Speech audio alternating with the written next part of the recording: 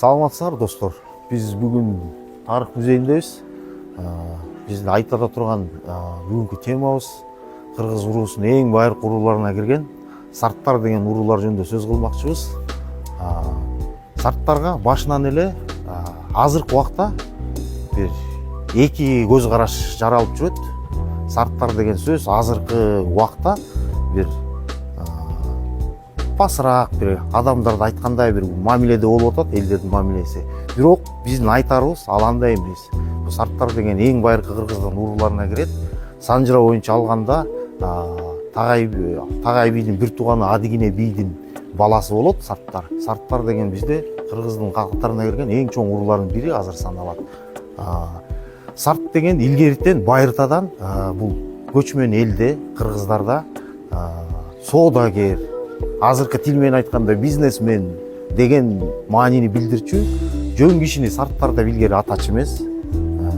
Сарттар көп эле Кыргыздын уруларынын арасынан кездешет.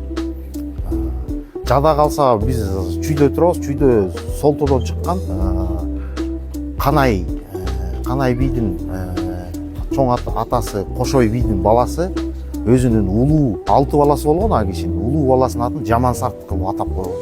Ал Жаман Сарттан Түлөберди Баатыр туулат.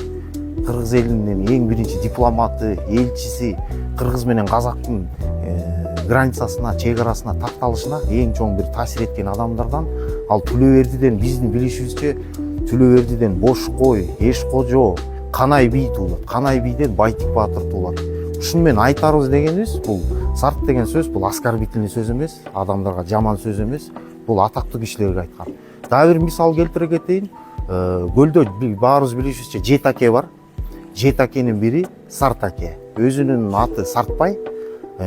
Атасы Доскулу бийдин досу түштүк жактан, Анжан тараптан чоң бир кермен баштап келген досу болгон. Ошол баштап келгенде ошол уулу туулуп үйүнөн. Уулу төрөлгөндө ошол досунун ысымы досуна арнап, ошол баласынын атын Сартбай койгон. Ал Сартбай чоңойгондо көлдүн жети акесинин бири болгон. Акыл атасы Сарт аке деп аталган.